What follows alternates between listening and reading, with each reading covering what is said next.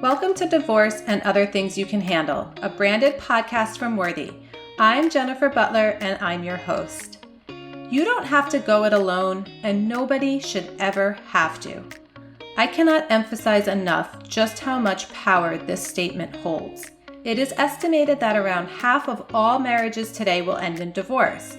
That's a lot of people in the world facing similar challenges, yet when you're going through a divorce, you somehow feel completely alone. We hear from so many women in our Worthy community that you don't know where to turn for support, resources, or advice. Our guest today faced this very same problem when she was going through her own divorce, and so she set out on a mission to create a very real and effective solution.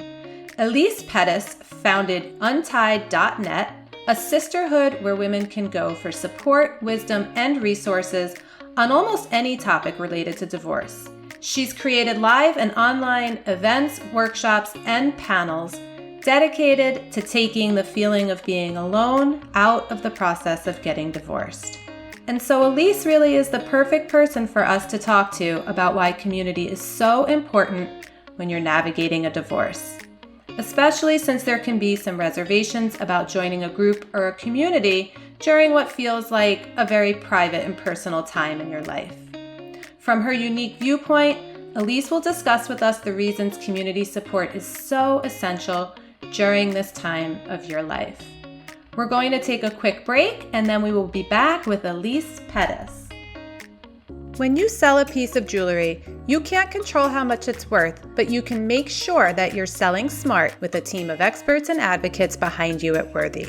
Your engagement ring can be a financial asset that allows you to embrace a new and fulfilling life after divorce. Let us help you get the best deal possible for the jewelry you've outgrown. Go to worthy.com/podcast to learn more.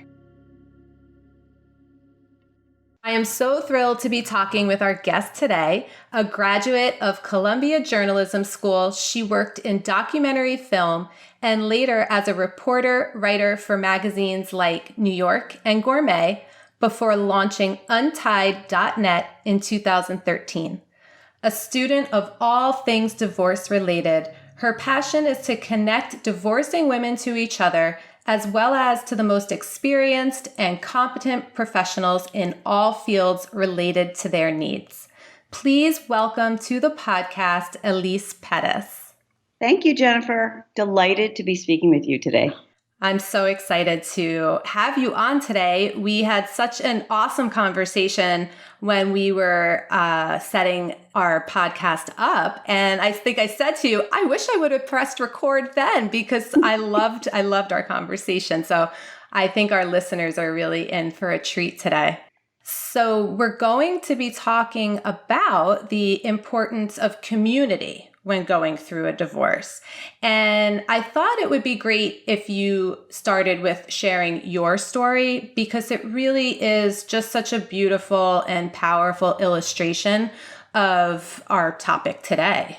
Sure. So in 2010, I was looking at divorce. I knew that I could make it through this process if I could just connect with some other women who had been through it or who were further down the road than I was. But unfortunately, I was the first in my sort of social circle to go through it, and I was feeling incredibly isolated. And I went online thinking, well, thank God for the internet. I'll find my peeps there. Right. And I never could find the sort of place that I was looking for. I mean, I found very, very technical websites about divorce, and I found a lot of blogs where it would be one person's story about, discovering their husband's infidelity and a lot of sort of unloading. And I felt like that was not what I needed. I wanted to connect with women around moving forward. And so eventually, I found myself looking in different ways. And at one point, I will add, I wanted to write a note to all of our children's friends' families, an email that said, hey, everyone, Dan and I are splitting up, but we want you to know that it's not the end of the world. We want your support. Our kids, please, I wanted to prepare them. Yeah. And my husband at the time really did not, he said, absolutely not. That's not okay. He wanted to keep it private. And, I think a lot of people do. But in any event, what happened one day was that I inadvertently sent an email. It was supposed to be an email to him Oh about, no. our new schedule meant that he was going to pick up the kids at a bar mitzvah, and I had to send him the details. And I remember writing this email, and I had a brand new email system that very day. And it was something like, the kids, please pick him up here, and da, da, da. And then it was P.S. I had a dream last night that we were friends. Essentially, it was clear that we were splitting, that we were, no longer a family unit. Right. You outed yourselves. Instead of pressing send to my soon-to-be ex-husband, I pressed reply all to the entire parent body of my son's 8th grade class. And at the time, it was just about the most mortifying thing that I could possibly have done. And I recall collapsing to the floor with embarrassment and thinking, oh my God, at the time, I think it was probably 80 kids in the class, 80 families, 80 couples now know exactly what's going on with us.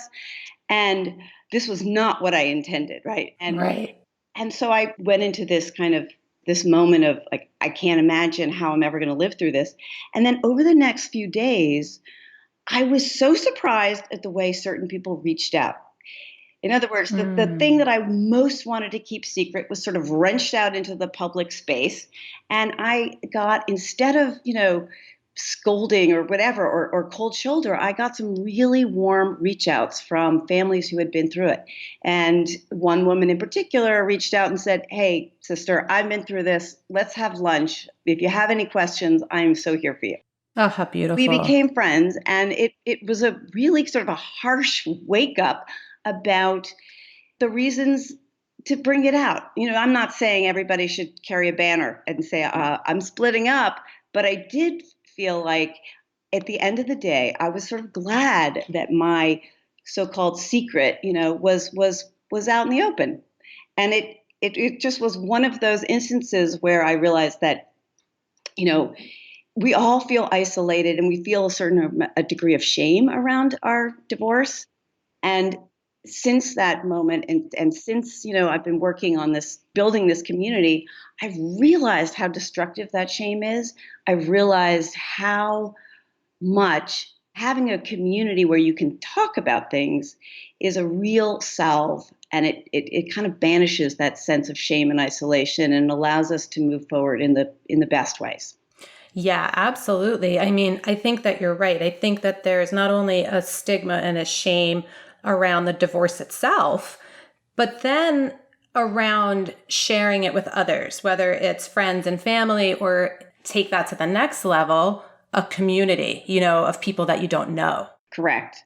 I also realized when I was going through it that, I said I needed to talk with women who were going through it or had been through it because I wanted to speak with others who got it. And I feel as if we go through divorce, our family and our friends are maybe full of sympathy. And sometimes that sympathy can feel super alienating, Yeah. Oh, I'm so sorry. The worst thing has ever happened to you. And I'm, there, you can sort of feel them thinking, I'm so glad it's not happening to me. Or sometimes, I remember certain friends feeling as if I had inflicted upon them something awful because it was really messing up their social life. There were friends who we'd see every Friday night for dinner. And they almost, they were like, damn, now what am I going to do? So there was that. Everybody seemed to have a stake in it. Or there were also people who would say, this is one of those things that if you're going through a divorce or if you've been through divorce, I know everyone can relate to. It's that, well-meaning friend or family member who says, oh, thank God, we never liked him or something like that. And that is so unhelpful. It's just so unhelpful. It sort of magnifies feelings of humiliation. So I realized that if you're going through it, the best person you could possibly be talking to is someone who gets it, who's also going through it or who's been through it. There's no judgment, and there's a sense of an understanding of the complexity. Like, it's not just, funereal grief. There's also liberation. There's so many emotions. And it's really hard to get a grip on those emotions unless you've been through it yourself, which is why when these women who meet each other through our gatherings at Untied feel like, often they feel like, oh my gosh, long lost sister. And they become good friends. And they also start to create a new social network around moving forward and around, building a next chapter that is, incredibly positive and incredibly exciting to sort of witness. Yeah, absolutely. So let's take a step back and let's let our listeners know. So you began untied.net in 2013, and it was really born out of your experience. You created the community that you had really craved. You created it yourself for other women. Exactly. I mean, I had no idea if there was going to be a real need for it out there, but I knew that I needed it. I needed not only to speak with other women or hear from them, but I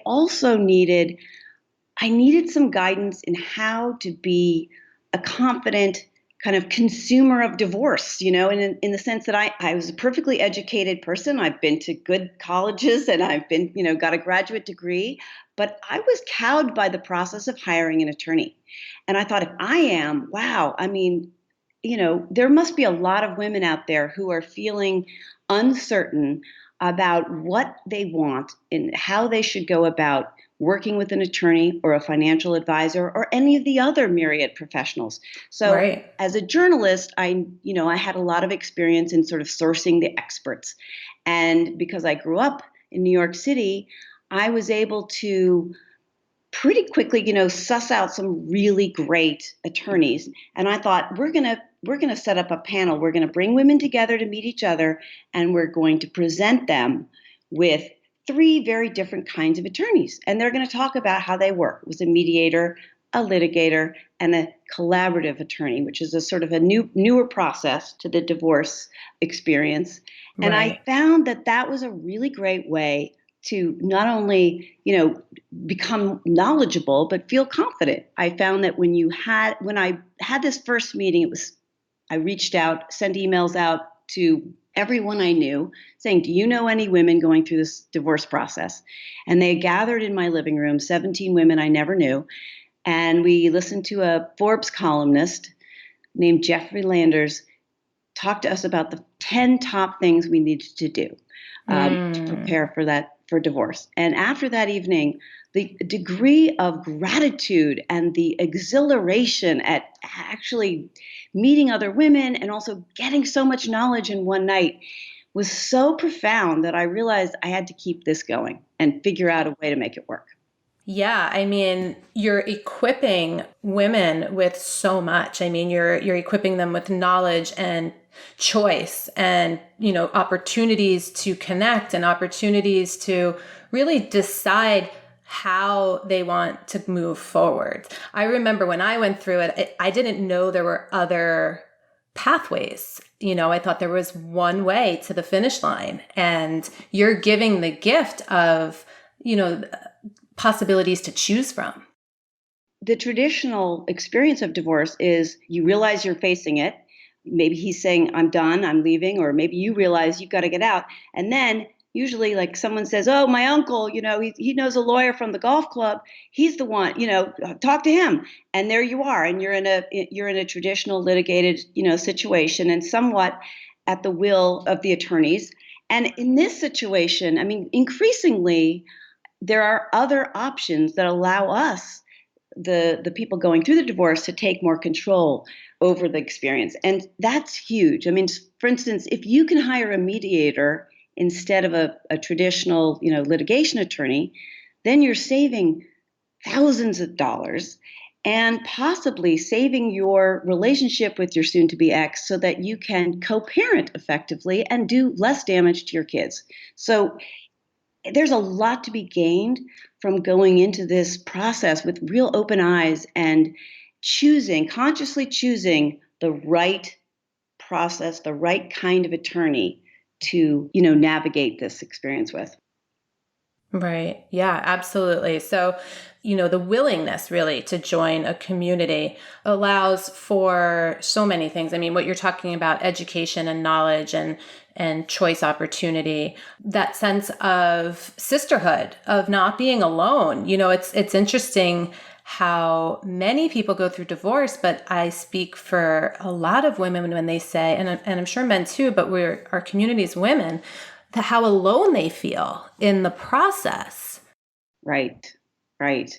And I feel lucky that this began in Brooklyn. I mean, maybe it would have been possible in other communities as well, but it's big enough, so that it wasn't a tiny, tiny town where some people were afraid to come out. I mean, I will be the first person to acknowledge that it takes courage to come out and go to a place and meet with people you've never met before and out yourself as I'm going through the hardest thing I've ever been through in my whole life. Hello, here I am. Right. But that very brave step is, I feel like, one of the first steps towards healing and towards building your new life. I mean, it happened that the first gatherings I held were specifically women who felt already pretty confident in their lives and realized that they wanted to go through divorce with their eyes open, and they wanted to figure it out, right? They wanted to figure it out. They thought, I can't be the only person going through this. There must be others out there. Mm. And, gosh damn it, I'm going to figure this out. I want to learn what I can. And so that trumped the fear of, ooh, what if I meet someone I know? Right. And sometimes people would ask me, like, what if I meet someone I know? And I would say, well, won't that be nice? You can have coffees and you won't just have to talk about, nice outfit, what'd you buy at Costco? You'll be able to have a really substantive conversation about things that really matter, Yeah. which is another thing I found so liberating and wonderful, is that, the conversations that would happen at a gathering like this are so refreshingly real. People are really invested in sharing. And of course, there's moments where it's difficult and sad, but there are also moments of complete, like, hilarity and uplift and joy. And when one person says to a group, look, I did the scariest thing I could possibly imagine. I took a trip alone to India, and here's how it changed me. That has a huge impact on the others in the room. And I hear from so many women when they come to say, like, our gathering about solo travel, that they were inspired to take a trip on their, themselves, and how they came back and they felt so much more confident and so Right. excited about their capacity for being in the world without their spouse. So I think what I'm hearing really is this I don't want to say positive, because there's a realness, a vulnerability, a shedding of skin that you're talking about, but it's almost a celebration of everything that sort of happens because of the journey through divorce. Because I think this is an important element for people when they're thinking about finding a community. I think that the stereotype a lot of times is, oh, it's going to be so depressing. Everyone's going to be complaining about how awful, or just kind of venting. You're right. So how do you sort of keep that, what you're describing, happening? Because that makes joining a community completely different. You're right. It's a good question. So in the beginning, I thought, well, if we have our gatherings around a panel of experts or an expert talk, I felt safe doing that, because I thought, well, we're just tackling the practical stuff, and that would sort of keep the focus on moving forward, arming yourself with knowledge and strengthening yourself for the divorce.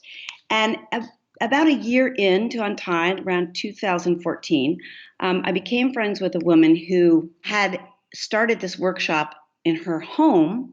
And she was not a therapist, but she was also, had gone through divorce and was also, like me, looking for what she wanted and didn't have. And she invited me to come to this workshop, and it was called Divorce's Detour. And I remember thinking, oh my gosh, it's going to be so awful.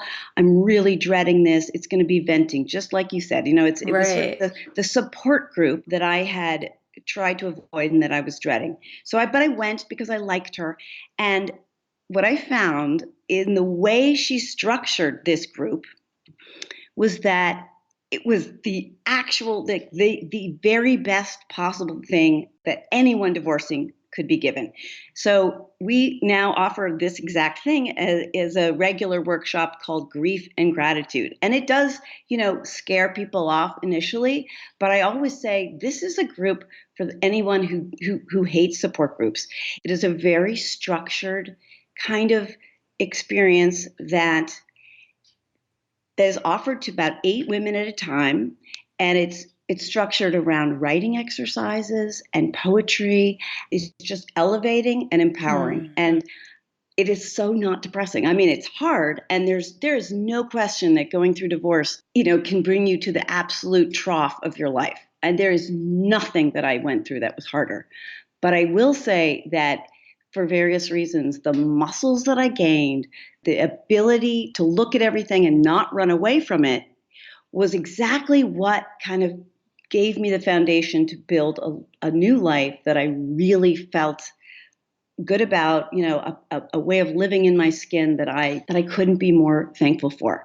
And so this workshop is kind of the antidote to the rant group or whatever. And a lot of women say, like, I thought this was going to be one of those awful, groups where everybody just rants.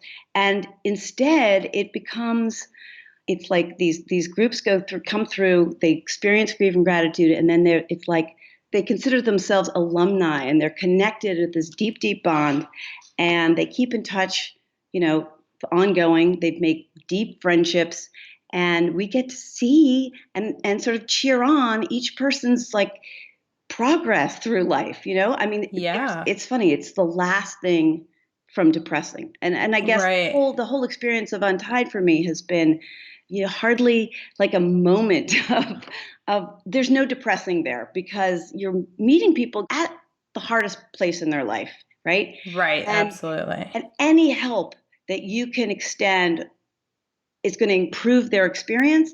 But in my case, I feel like I just get to bear witness to women walking through this threshold into this really self-created new life. And it sounds maybe like simplistic and overly optimistic. And I'm not saying that women aren't facing serious financial struggles, serious parenting struggles, sometimes with spouses who are in the throes of addiction or mental illness. I mean, there are some real challenges. Right, absolutely. But getting help and having a tribe to help you through it is just invaluable. It's always going to be better that way. Yeah, absolutely. Especially a community as you're speaking about. So we have to take a quick break right here, but you talk about something called the magic spot, and I am going to ask you about that when we return. So we're going to take a quick break, and we will be right back with Elise Pettus. When I decided to sell my jewelry after my divorce, the most important thing to me was finding a company that I could trust and one that would also advocate for me. I found this and so much more at Worthy. Their expert staff immediately put me at ease and helped me to get the best price possible for my jewelry. Your engagement ring can be a symbol of your freedom, your journey, and the choices you have made to live your life on your terms and create the future you desire. Let us help you get the best deal possible for the jewelry you've outgrown. Go to worthy.com/podcast to learn more. We're back with Elise, and we have been discussing the benefits of being connected to a community, especially when you're going through something like a divorce.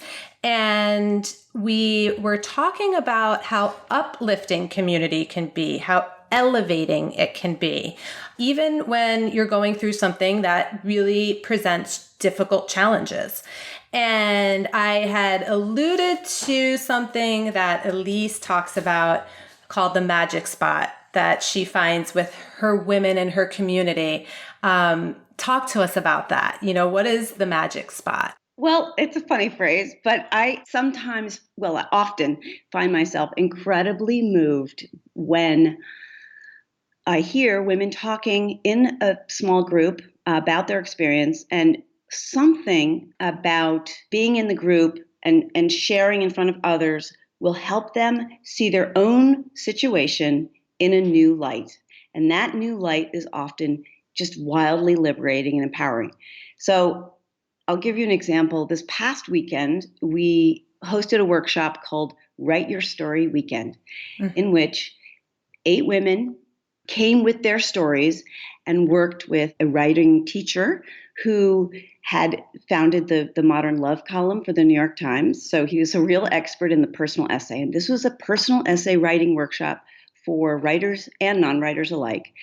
And it takes, of course, it takes some courage. But what happens is, and we've done it 4 or 5 times now, women will sort of bring in the scariest monster of a story, the secret, the shameful, whatever it was about their breakup.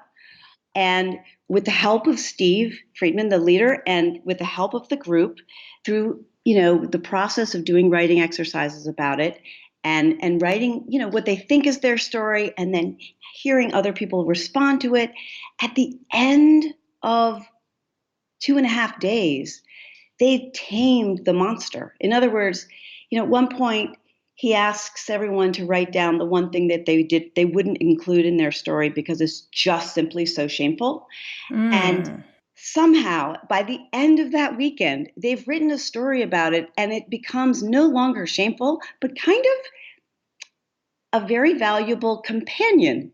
And their story, oftentimes these stories lead to publication.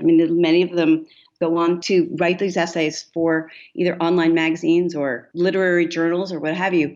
And others just use it to find their way through this process. And I guess what I would say about the magic spot, it's a kind of a transformative moment where sometimes it's as simple as realizing your part in the breakup. So oftentimes, women in the beginning, or anyone in the beginning, thinks of things in a very black and white way. We sort of hold on to this life raft. Like, he's an asshole and I was an angel. He did this to me. I was the victim. But if you wrestle with the narrative in a really honest way, it often will sort of show you ways in which you were part of that dance. And not in a way that just makes you feel like, oh, I'm a jerk too, but in a way that also allows you to realize, like, that relationship wasn't working for me either, and here's why, and in a way that also gives you agency for your future. Like, I realized through that breakup process that I wasn't able to, whatever it was, deliver this in the relationship because I really needed this, or something that unlocks for people not just this, the real story of the breakup, but a way to embrace who they are and what they need going forward and what they dream about accomplishing in the second part of their life. Yeah, absolutely. It's like really, I love your example about the writing about something that you're ashamed of. It reminds me of, it's a quote, or I've heard before, you're only as sick as your secrets. And like, once you are willing to sort of bring it forth and give it a new narrative, it's no longer shameful. And it doesn't rule you anymore. And it doesn't squash you into a tiny little meek person. It takes an enormous amount of courage. And when we do these writing workshops, we hear from essay writers who are really accomplished, who are kind of in the room telling us, believe me, it was scary to write about, whatever it was, my most humiliating moment. But the women who are taking the workshops see the value of being brutally honest with themselves, not just to become an accomplished writer, but to take their own life back in some way. Right. Not only doing the exercise, but doing it in a community where the energy of just the support and the camaraderie and the compassion, it really is just a way to empower women and give them that ability to break free. It really is. I wouldn't say that therapy isn't hugely helpful, but there's something about having other women in the room or others in the room who can relate and who can give you honest feedback on your story. That is so helpful. It is so freeing. It is so affirming. And in that way, I think the community piece is really a big one. It's really important. Yeah, absolutely. So, in your words then, so what would you say to, our listeners who are listening who, they're still on the fence, they're still kind of treading water.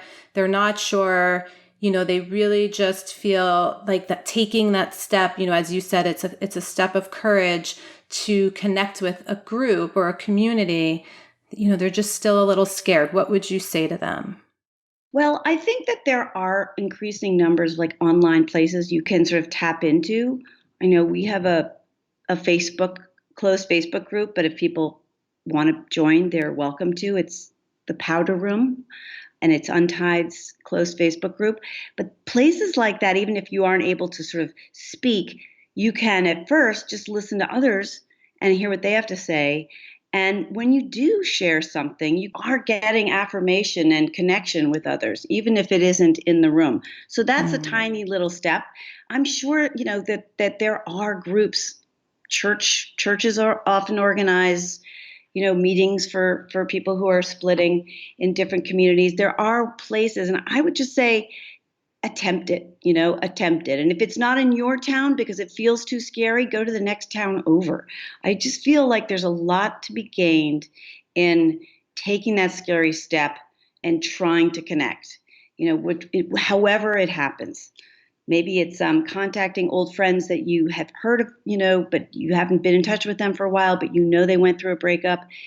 That might be an easier place to start. It's somebody who's experienced and been in your shoes and knows what it feels like. Right, because you really don't know what you don't know, right? Right. And we also, we offer online access to all of our monthly gatherings, even though it's not the same thing as a workshop where you're telling your own story, but it is at least, the knowledge piece. You can live stream our monthly panels. It's untied.net, and you can tap into, you'll hear the questions, you can ask your own questions of the panelists. That's a pretty unscary way to be part of a community. It doesn't necessarily ask you to be vulnerable, but it is at least a start in tapping into and hearing other people's questions in the room about what they're asking or what they're struggling with, whatever the given topic is that month. Yeah, so you could take little baby steps forward. Yeah, I love that. So you've seen a lot of women kind of come in from the very beginning, and you've watched them evolve through over years, I would imagine. Right. So from where you sit and your experience with women, what can you share in your words is possible? If women are going through this and they're at the very beginning, or even, at those beginning stages, what's possible for them? Well, I would say it's a very exciting possibility to choose to make choices about how you want to shape the next chapter of your life. Going through a divorce is unbelievably difficult. And I would say that to get through it with presence will help you build a great, next chapter, next 10 years. I guess my immediate words to people would be stay present for it. Don't run from the hard stuff. Treat yourself with great compassion and tenderness. Find your tribe and ask for help and get as much knowledge as you can. That will empower you. There's no question that will empower you to make the best decisions for yourself and create the next big piece of life that and you can make it a life that you really love. That's beautiful. That's powerful. Very powerful words of wisdom. So we have to wrap up. You mentioned before where people can find you, but I'm going to have you say it one more time. If anyone wants to find you, follow up with you, how can they do that? Well, the URL is untied.net. And you can also email me at elise@untied.net with more questions about the community and how it can help you. We also have a Facebook group called the Powder Room on all things related to divorce and life afterwards. Perfect. Well, thank you again for being here with us, for talking about community and just how empowering and how elevating it can be for our listeners. And I look forward to talking with you again. Thank you so much, Jennifer. It's really been a lot of fun. Thanks again to Elise Pettus for joining us and to all of you for listening. Next week, we will be joined by Dawn Burnett, founder of A New Dawn Natural Solutions and author of her recent book, Connect: How to Love and Accept Yourself After Divorce, where we will be discussing getting out of your own way and creating your own destiny. Make sure you subscribe so you can catch every new episode of Divorce and Other Things You Can Handle in your weekly feed. If you like what you hear, rate and review us to help other women like you be able to connect with us too. Find out more at worthy.com/podcast. Thanks for listening to Divorce and Other Things You Can Handle, a branded podcast from Worthy dedicated to celebrating women like you as you embrace a new beginning after divorce, separation, or whatever. Worthy is an online auction platform designed to help you sell valuable items like an engagement ring or a wedding set. When you decide to send your ring in, we pay for the shipping and insurance to ensure that it arrives safely to our New York office. Once we receive the ring, we have it professionally graded and photographed, which helps it sell competitively in our buyer network. One of the best parts of working with Worthy is that you get to set the minimum on your item. After the grading, our gemologist will give you a recommended selling minimum, but at the end of the day, you get to decide how much you're willing to sell the ring for. If the highest bid comes in below that threshold and you decide not to accept it, we will send you your ring back and we'll even cover the cost of the insured shipping again. Let us help you get the best deal possible for the jewelry you've outgrown. Are you ready to embrace your fresh start? Us too. Go to worthy.com/podcast to learn more.